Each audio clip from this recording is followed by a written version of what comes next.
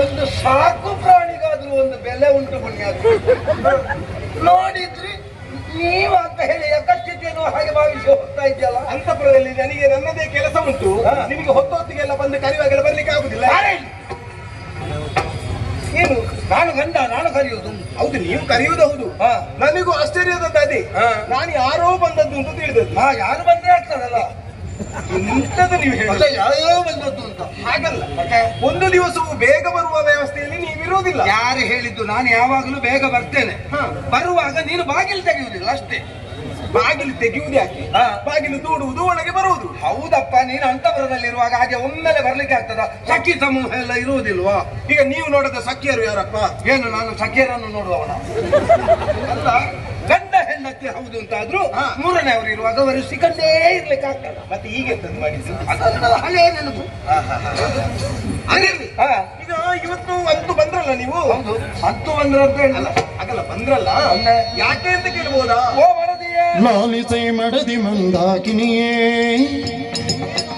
ಲಾಲಿಸೈ ಮಡದಿ ಮಂದಾಕಿನಿಯ ಸಾಕೇತ ಭೂಲೋಲ ನಿಮ್ಮ ಕುವರಿಯನು ನೀಲೆಯಿಂದ ಪವನದಿ ಕಂಡು ಮೆಚ್ಚಿಗ ಲಗ್ನ ಕೋಲೈಪ ಬಗೆ ಮುಂದಕೇನು ಲಾಲಿಸು ಮಂದಾಕಿನಿಯೇ. ಏನು? ನಾನು ನೀನು ಅಂತಪುರದಲ್ಲಿ ಅತ್ತಿತ್ತಂದು ಸಂಚರಿಸುವಾಗ ನಾನು ಕೂತ್ಕೊಂಡು ನೋಡುವುದು ಅಂತ. ಯಾವುದನ್ನು? ನೀ ನಡೆಯುವುದನ್ನು. ನನ್ನನ್ನು? ಹೌದು. ಹೌದಾ? ಹೌದದು. ಅದು ಯಾಕೆ ಸ್ವಾಮಿ? ಬಹಳ ಚಂದ ಅಂತ ನಿನ್ನ ನಡುಗೆ. ಹೌದಾ? ಈ ಪ್ರಾಯದಲ್ಲೂ. ಆಯ್ತು, ಇನ್ನೊಂದು ಪ್ರಚಾರ ಮಾಡಿಕೊಂಡು ಬನ್ನಿ. ಅವಳಿಗೆ ಒಂದು ಸ್ವಲ್ಪ ವಯಸ್ಸಾಗಿದೆ, ನನ್ನ ಹೆಂಡತಿ ಸ್ವಲ್ಪ ವಯಸ್ಸಾಗಿದೆ ಅಂತ ಹೇಳಿಕೊಂಡು ಬನ್ನಿ ನೀವು. ಹಾಗಲ್ವೇ? ಮತ್ತೆ ಈ ಪ್ರಾಯದಲ್ಲಿ ಒಂದು ಎರಡು ಹೆತ್ತವಳು ಅಂತ ಯಾರಾದ್ರೂ ಹೇಳಿಯಾರ? ಹೌದು, ಹೆತ್ತಲ್ಲಿಗೆಲ್ಲ ಹೆಣ್ಮಕ್ಳಿಗೆ ವಯಸ್ಸಾಗ್ತದ? ಅಲ್ಲ, ಸಾಧಾರಣ ಎಲ್ಲರೂ ವಯಸ್ಸಾದ ಹಾಗೆ ಕಾಣ್ತಾರೆ. ನಿನ್ನಲ್ಲಿ ಇನ್ನೂ ಆ ಸೌಂದರ್ಯ. ನನ್ನ ಸೌಂದರ್ಯದ ಗುಟ್ಟೆ ಹಾಗೆ. ಹೌದಾ? ಮಂದಾಕಿನಿಯ ನನ್ನ ಬದುಕಿನ ನಿಜ. ಇದೆಂತದ್ದು ಸ್ವಾಮಿ ಹೊಸ ಹೊಸ ರಾಗ? ಅದು ಸಂಸಾರ ಅಂತ ಹೇಳಿದ್ರೆ ಹಾಗೆ. ಸರಸ, ವಿರಸ, ಸಮರಸ ಅದು ಜೀವನದಲ್ಲಿ ಇದ್ದದ್ದೇ. ಹೌದಾ? ಮತ್ತೆ ತುಂಬಾ ಚಂದ ಹಾಡ್ತಿರಲ್ವ ನೀವು? ಈಗ ಕಡಿಮೆ, ಒಂದು 10 ವರ್ಷಕ್ಕಿಂತ ಹಿಂದೆ ನೋಡ್ಬೇಕಿತ್ತು. ಹೊತ್ತಿಗೆ ಹಾಡುದೇ ಮನುಷ್ಯನ್ ನಿಲ್ತಿದ್ರ? ಮತ್ತೆ ಕಾಡಿನಲ್ಲಿ ಪ್ರಾಣಿಗಳ ಮುಂದೆ ಹಾಡ್ತಾ ಇದ್ದದ. ಇದು ಚಂದ ಹಾಡ್ತೀರಿ, ತುಂಬಾ ಚಂದ ಹಾಡ್ತೀರಿ. ತಮ್ಮಯ್ಯ ಇನ್ನೊಮ್ಮೆ ಹಾಡಬೇಡಿ ಆಯ್ತಾ? ಅದೇನು ಸ್ವಲ್ಪ ಶ್ರುತಿ ಎಲ್ಲ ಬೇಕದಕ್ಕೆ ಉಂಟಲ್ಲ, ಅದು ಅವರಿಗಲ್ವ? ಒಂದೇ. ಮತ್ತೆ ಒಂದು ತಂಡದಲ್ಲಿ 43 ಕೊಡ್ಲಿಕ್ಕಿಲ್ಲ. ಹಾಗೆ ಆಯ್ತು, ಒಂದು ರಾಗ ತೆಗೆದ್ರಲ್ಲ ಯಾಕೆ? ಇದು ನಾನು ರಾಜಸ್ಥಾನದಲ್ಲಿದ್ದ ವಿಷಯ ಗೊತ್ತುಂಟಲ್ಲ. ಓ, ನೀವು ಮೊದಲು ಅಲ್ಲಿದ್ದದ್ದ? ತಲೆಗೆ ತೊಣದ್ರೆ ಉಂಟಲ್ಲ, ವೈಗೆ ರಾಶಿಯಲ್ಲಿದ್ದ ಅಂತ ಹೇಳಿದ್ದ. ಮತ್ತೆ ರಾಜನಾದ ನಾನು ಆಸ್ಥಾನದಲ್ಲಿದ್ದ ವಿಚಾರ ನಿನಗೆ ಗೊತ್ತಿದೆಯಲ್ಲ. ಆ ಓಲಗದಲ್ಲಿದ್ದಾಗ? ಹೌದು. ಹಾಗೆ ಒಬ್ಬ ವಯೋವೃದ್ಧ ಬಂದ, ನೀ ಗಮನಿಸಿದೆಯೋ? ಹಾಗೆಲ್ಲ ಮುದುಕರನ್ನೆಲ್ಲ ನೋಡುವುದಿಲ್ಲ ಬಿಡಿ. ಅದಷ್ಟೇ. ಒಂದು ವೇಳೆ ನೋಡುವುದು ಹೌದು ಅಂತಾದ್ರೆ ನನ್ನ ಪರಿಸ್ಥಿತಿ ಈಗ. ಮುದುಕರ ಕುರಿತು ಆಸಕ್ತಿ ಇಲ್ಲ ಹೇಳಿದ್ದು ಸ್ವಾಮಿ. ನಾನು ಅದನ್ನ ಹೇಳಿದ್ದು ಆಸಕ್ತಿ ಉಂಟು ಅಂತಾದ್ರೆ ನನ್ನ ಪರಿಸ್ಥಿತಿ ಈಗ ಆಗ್ತಿತ್ತ. ನೋಡ್ಲಿಲ್ಲ ಆಯ್ತಾ? ನೋಡ್ಲಿಲ್ಲ. ಅಂದವ ಸಾಮಾನ್ಯ ಅಲ್ಲ. ಯಾರು? ಅಯೋಧ್ಯೆಯ ಮಂತ್ರಿಯಾದಂತಹ ಸುಮಂತ್ರ. ಅಯೋಧ್ಯೆಯಿಂದ ಜನ ನಮ್ಮಲ್ಲಿಗೆ ಬಂದದ್ದು. ಎಷ್ಟು ಸಲ ಹೇಳಿದ್ದೀರಿ ನಿಮಗೆ? ಯಾವುದು? ಈ ಕೊಡಬೇಕಾದ ಲೆಕ್ಕಾಚಾರವನ್ನೆಲ್ಲ ಹಾಗೆಲ್ಲ ಉಳಿಸಿಕೊಳ್ಬಾರ್ದು, ಆದಷ್ಟು ಬೇಗ ಕೊಡಬೇಕು. ನೋಡಿದ್ರೆ ಈಗ ಇಲ್ಲಿಗೆ ಬಂದ್ರು ಕೇಳಲಿಕ್ಕೆ. ನಾವು ಲೆಕ್ಕಾಚಾರ ನಮ್ಮದು ಎಲ್ಲಿಯೂ ಬಾಕಿ ಇಲ್ಲ. ನಾವು ಯಾರಿಗೂ ಕೊಡ್ಲಿಕ್ಕಿಲ್ಲ, ನಮಗೆ ಎಲ್ಲಿಂದಲೂ ಬರ್ಲಿಕ್ಕಿಲ್ಲ. ಸತ್ಯ ಅಲ್ಲ, ಮನಸ್ಸಿನಲ್ಲಿ ಒಂದು ಲೆಕ್ಕಾಚಾರ ಉಂಟು. ಅದು ಕೊಟ್ಟವರಿಗೂ ತಗೊಂಡವರಿಗೂ ಇಬ್ಬರಿಗೂ ಗೊತ್ತುಂಟು. ಅದು ಕೊಡ್ಲಿಕ್ಕುಂಟಾ? ಅದು ನೋಡುವ, ನಾವು ಒಳ್ಳೇದಾದ್ರೆ. ಯಾವಾಗ ನೋಡುವ. ಮತ್ತೆ ಈಗ ಅವ ಬಂದದೇ ಅವ ಬಂದದ್ದು ತಪ್ಪದ ಲೆಕ್ಕಾಚಾರಕ್ಕಲ್ಲ. ಮತ್ತೆ ಅವ ಬಂದದ್ದು ಕನ್ಯಾ ಸಂಧಾನಕ್ಕೆ. ಸ್ವಾಮಿ, ಇಲ್ಲಿ ಯಾರು? ನೀನು ಸೀರೆ ಸೆರಗು ಸರಿ ಮಾಡಿಕೊಳ್ಬೇಡ. ನಿನಗೆ ದೇವರಾಣೆ ಇನ್ನು ಮದುವೆ ಮಾಡಿಸುವುದಿಲ್ಲ. ನನಗಿದ್ದದ್ದು ಮದುವೆ. ಮತ್ತೆ ಹಾಗಲ್ಲ, ನಾನು ಆಲೋಚನೆ ಮಾಡಿದ್ದು ಯಾರು ಅಂತ. ನಾನು ಅದನ್ನು ಹೇಳ್ತೇನೆ. ಯಾರು ಅಂತ ಮನೆಯಲ್ಲಿ ಅಂಗೈಯಲ್ಲಿ ಬೆಣ್ಣೆ ಇಟ್ಟುಕೊಂಡು ಊರೆಲ್ಲ ತುಪ್ಪಕ್ಕೆ ಅಲಿಲಿಕ್ಕಿಲ್ಲ. ಹೌದು. ಮಗಳಾದಂತಹ ಕೈಕೆ ಪ್ರಾಪ್ತ ವಯಸ್ಕೇ ಆಗಿದ್ದಾಳೆ. ನಿನ್ನೆಯೋ ಮೊನ್ನೆಯೋ ಏನೋ ಉಪವನಕ್ಕೆ ಹೋಗಿದ್ಲಂತೆ. ಅಯೋಧ್ಯೆಯ ಚಕ್ರವರ್ತಿ ಆದಂತಹ ನೇಮಿಯು ಉಪವನಕ್ಕೆ ಬಂದಿದ್ರಂತೆ. ಪರಸ್ಪರ ಕಂಡರಂತೆ. ಸಣ್ಣ ವಯಸ್ಸಲ್ವೋ, ಮನಸ್ಸು ಒಂದಾಗಿದೆ, ಕಣ್ಣು ಒಂದಾಗಿದೆ. ಅವರವರಿಗೆ ಆಗಬಹುದು ಎನ್ನುವ ಹಾಗೆ ತೀರ್ಮಾನಿಸಿದ್ದಾರೆ. ನೋಡು, ಚಕ್ರವರ್ತಿ ಆದರೂ ಸಂಸ್ಕಾರ ವಿಹೀನರಾಗಿ ವ್ಯವಹರಿಸಲಿಲ್ಲ. ಕನ್ಯಾ ಸಂಧಾನಕ್ಕೆ ಒಬ್ಬ ವಯೋವೃದ್ಧನನ್ನು ಕಳಿಸಿ. ಆಯ್ತಾ? ಒಬ್ಬ ಆಯ್ತು ಮದುವೆಗೆ. ಆಗ್ಬೋದು ಅಂತ ಹೇಳಿ ಬಂದ್ರೆ ಈಗ ಯಾರು? ನೀವು. ನಾನು ಮದುವೆ ಆದ ಮಾರನೇ ದಿವಸ ನೀನು ಹಾಕಿದ ಗೆರೆಯನ್ನೇ ದಾಟ್ಲಿಲ್ಲ. ಮತ್ತೆ ಈಗ ಇಲ್ಲಿಗೆ ಬಂದದ್ದು ನಿನ್ನಲ್ಲಿ ಕೇಳಲಿಕ್ಕೆ. ತರಬಲ್ಲ ನಲ್ಲ ತರಬಲ್ಲ ಸಂಬಂಧ ಪರಿಕಾಸ್ಯದನು ಬಂದ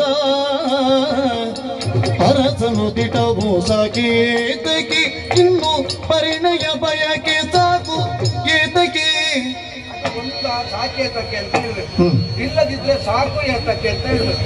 ಅದು ಎರಡೆರಡು ಯಾಕೆ ಅದು ನಾನು ಮಾತಾಡ್ತೇನೆ ಆಯ್ತಾ ಅದಕ್ಕೆ. ಎರೆಯ ನಿರ್ವರಿಗಾದ ಗರೆಯ ಮೀರಿದ ಕಾಂತ ಕರಳೆಯಮ್ಮನೆ ದಾಣೆ ಪರಿಜ್ಞಾನ ಬಿದೆ ತಾನೇ ತರವಲ್ಲ ನಲ್ಲ ತರವಲ್ಲ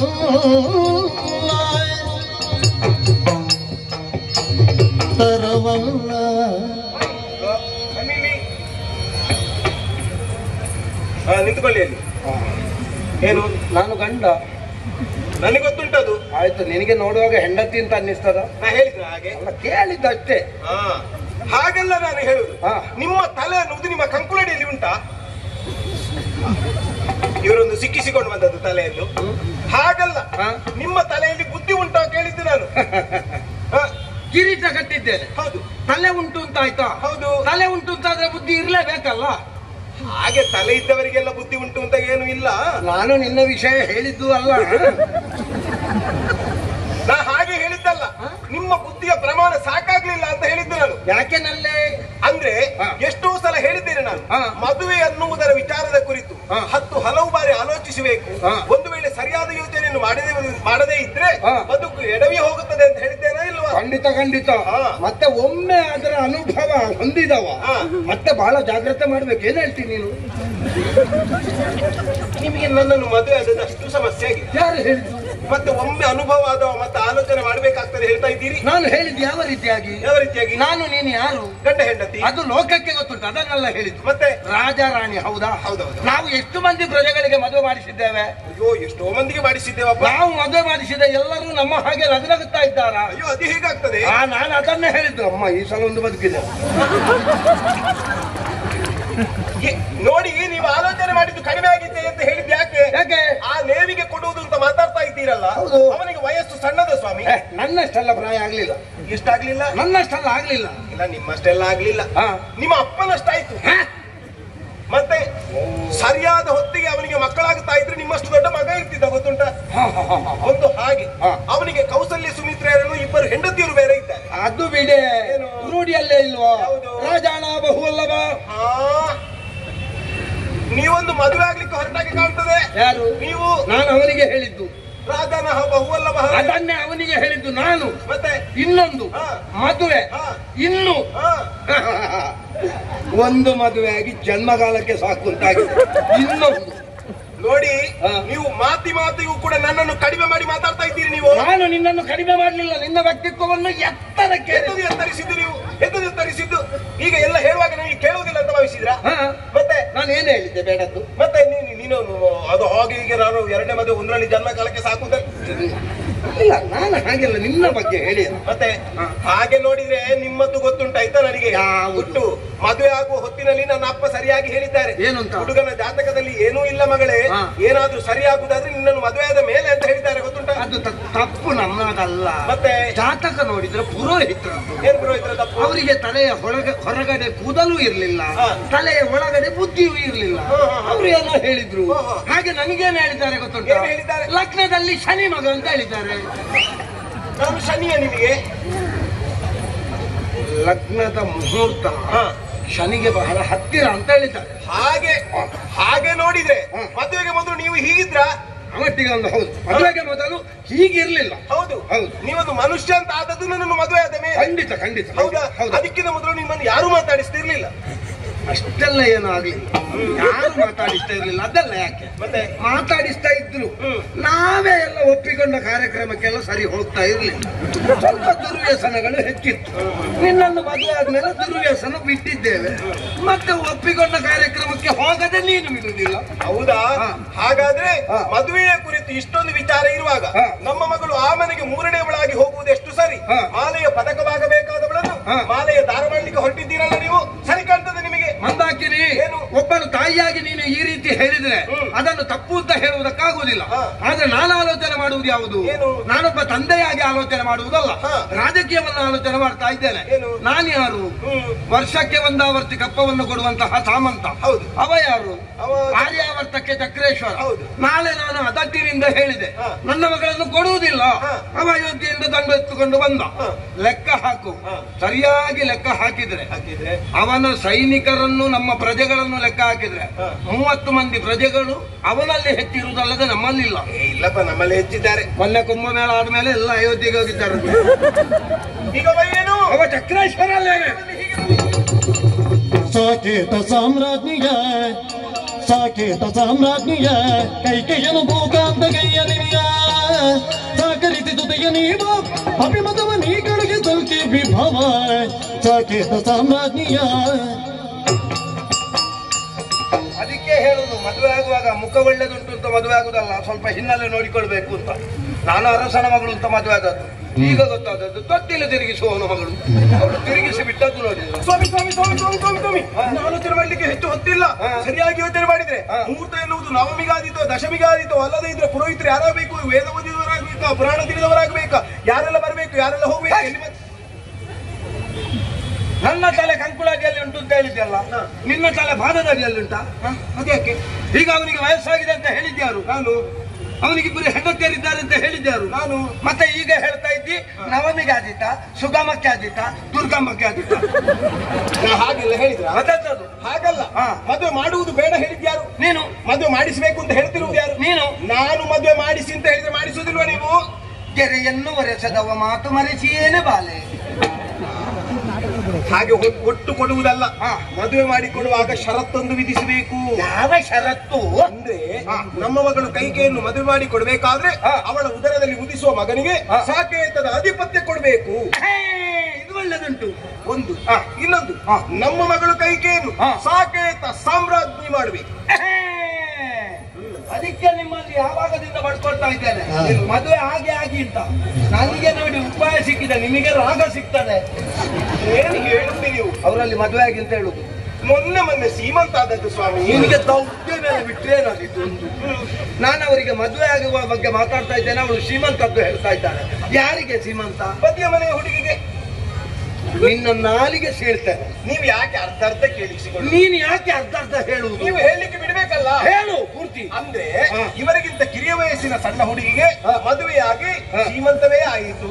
ನಿಮ್ಮ ಮದುವೆ ಯಾವಾಗ ಕೇಳುವಾಗ ಇನ್ನೂ 3-4 ವರ್ಷ ಇಲ್ಲ ಹೇಳ್ತಾರ. ನಾನು ಮೊನ್ನೆ ಅವರ ತಾಯಲ್ಲಿ ಕೇಳುವಾಗ ಅವರು ಹೇಳಿದ್ರು ಏನಂತ, ಇನ್ನು 3 ವರ್ಷ ಇಲ್ಲ ಮತ್ತೆ ನೋಡಪ್ಪು. ಈಗ ಹೆಸರುಂಟು, ಈಗ ಆದದ್ದು ಬಂತು, ಮತ್ತೆ ಬೇಕು ಅಂತಾದ್ರೆ ನಿಮ್ಮಲ್ಲಿ ಹೆಣ್ಣಿಲ್ವಾ? ಹಿರಿಯರು ಅದೇ ಹಿರಿಯರ ಕಥೆ ಏನು? ಅವರಿಗಿಲ್ಲಲ್ಲ, ಅವರು ಮದುವೆ ಆಗುದಿಲ್ಲ. ಮದುವೆ ಆಗುದಿಲ್ಲ? ಅದ್ಯಾಕೆ? ಅವರಿಗೆ ಪಟ್ಟಾಭಿಷೇಕ ಆಗಿದೆ. ಪಟ್ಟಾಭಿಷೇಕ? ಶಾಶ್ವತ ಬ್ರಹ್ಮಚಾರಿ. ಅದೆಂತದ್ದು ಸ್ವಾಮಿ? ಅವರು ಹೋದಲ್ಲೆಲ್ಲ ಹುಡುಗಿಯನ್ನು ನೋಡುದು ಮಾತ್ರ, ಮಾತಾಡ್ಲಿಕ್ಕಿಲ್ಲ. ಮತ್ತೆ ಇವರು ಮಾತಾಡ್ತಾರೆ ಅಂತ ಅವರು ಕಾದದ್ದೇ ಬಂತು. ಮತ್ತೆ ಅವರಷ್ಟಕ್ಕೆ ಮದುವೆ ಆದ್ರು. ಹೌದಾ? ಇವರು ಆಗುದು ಕಾಣುದಿಲ್ಲ, ಯಾರಾದ್ರೂ ಆಗ್ಬೇಕಲ್ಲ. ಅದು ಇತ್ತೀಚೆಗೆ ಎಂತದ್ದು? ಇವರೇ ಹೋಗಿ ಅಕ್ಷತೆ ಹಾಕಿ ಬಂದದ್ದು ಮದುವೆಗೆ. ಹುಡುಗಿನ ಇವರಿಗೆ? ಹೌದೌದು, ಇವರೇ ಹೋಗಿ ಅಕ್ಷತೆ ಹಾಕಿ ಬಂದ್ರು. ಮತ್ತೆ ಅವರ ಹತ್ತಿರ ಒಂದು ಮಠ ಉಂಟು, ಅಲ್ಲಿಗೆ ಅವರನ್ನೇ ಗುರುಪೀಠಕ್ಕೆ ಆಯ್ಕೆ ಮಾಡಿದ್ರು. ನಾನು ಆಲೋಚನೆ ಮಾಡುವುದು ಅದಲ್ಲ, ಎಂತೆಂತವರಿಗೂ ಹುಡುಗಿ ಸಿಗ್ತದೆ ಅದಷ್ಟೇ.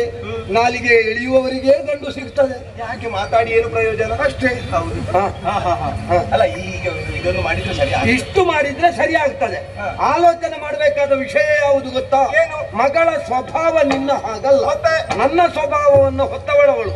ನಾಳೆ ಆ ಮನೆಯನ್ನು ಸೇರಿದಳು ಅಂತಾದ್ರೆ ತನಗಿಂತ ಮೊದಲು ಬಂದ ಸೊಸೆಯಂದಿರು ಅಂದ್ರೆ ಅವಳ ಅಕ್ಕಂದಿರ ಗುಣ ಸ್ವಭಾವವನ್ನು ಕಂಡು ಅಕ್ಕಂದಿರೇ ಸಾಕೇತ ಸಾಮ್ರಾಜ್ಞಿ ನಾನಾಗುವುದಿಲ್ಲ ನೀವಾಗಿ ಅಂತ ಹೇಳಿದ್ರೆ ಆಗ್ಲಿಕ್ಕಿಲ್ಲ ಸ್ವಾಮಿ. ನನ್ನ ಮಕ್ಕಳಿಗೆ ಬಟ್ಟೆ ಬೇಡ, ನಿಮ್ಮ ಮಕ್ಕಳಿಗೆ ಬಟ್ಟೆ ಇರಲಿ. ಆಗ್ಲಿಕ್ಕಿಲ್ಲ. ಅದಕ್ಕೆ ಈ ವಿಚಾರವನ್ನು ಅವಳಿಗೆ ಆಗಾಗ ನೆನಪು ಹುಟ್ಟಿಸ್ತಾ ಇರ್ಬೇಕು. ಏನು ನೆನಪು ಹುಟ್ಟಿಸುವುದಕ್ಕೆ ಏನ್ ಮಾಡುದಪ್ಪ? ಈಗ ಹೇಗೂ ಮದುವೆ ಆಗುವುದು ಆಗ್ತದೆ. ಹೆಣ್ಣಿನ ಜೊತೆಯಲ್ಲಿ ಯಾರನ್ನಾದ್ರೂ ಒಂದು ಜೊತೆಯಲ್ಲಿ ಕಳಿಸಿಕೊಡುವ ಕ್ರಮ ಉಂಟು, ಕೊಡ್ಬೇಕಾಗ್ತದೆ. ನಾವು ಈ ಸಲ ಯಾರ್ಯಾರನ್ನು ಕಳಿಸುವುದು ಬೇಡ, ಮತ್ತೇನ್ ಮಾಡುವ? ತಾಯಿಯನ್ನೇ ಕಳಿಸುವ. ನಾನೊಂದು 4 ದಿವಸ ಕಿವಿ ಬಿಡ್ತೇನೆ ಅಂತ.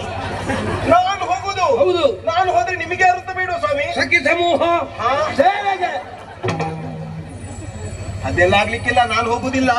ಹೋಗ್ಲಿಕ್ಕೆ ಅಂತಲೇ ಒಬ್ಳಿದ್ದಾಳೆ. ಯಾರು? ಅವಳಿದ್ದಾಳಲ್ಲ, ಕಪ್ಪು ಬೆಯ್ಯವಳು, ಕೂನು ಬೆನ್ನಿನವಳು, ಏನೇನೋ ನನ್ನ ಬಗ್ಗೆ ಎಲ್ಲ ಹೇಳ್ತಾ ಇರ್ತಾಳೆ ಆಗಾಗ. ಯಾರು? ಮಂಥರೆ. ಓ, ನನ್ನ ಪಾಲಿತ ಪುತ್ರಿ. ಅವಳಿತ ಪುತ್ರಿ ಅಲ್ಲ ಅದು, ಅದನ್ನು ಕಾಡಿಂದ ಹೊತ್ತು ತಂದಿದ್ದೀರಿ ಇಲ್ಲಿಗೆ.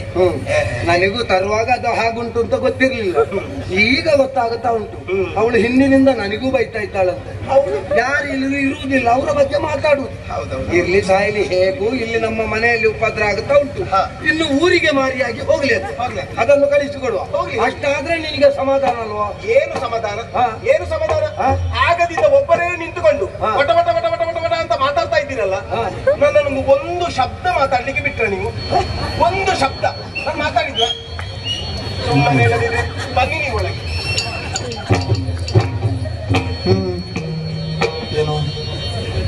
ಅವಳನ್ನು ಒಂದು ಶಬ್ದ ಮಾತಾಡ್ಲಿಕ್ಕೆ ನಾನು ಬಿಡ್ಲಿಲ್ಲ. ಹೌದಾ? ನನಗೆ ಇವತ್ತು ಒಂದು ಸತ್ಯ ಗೊತ್ತಾಯ್ತು. ಹೇಗೆ? ಮದುವೆ ಆದ ಮೇಲೆ ಗಂಡಸರಾದವರು ಹೂಂಗುಟ್ಟಿದ್ರು ಇಷ್ಟು ಹೊತ್ತಾಗ್ತದೆ.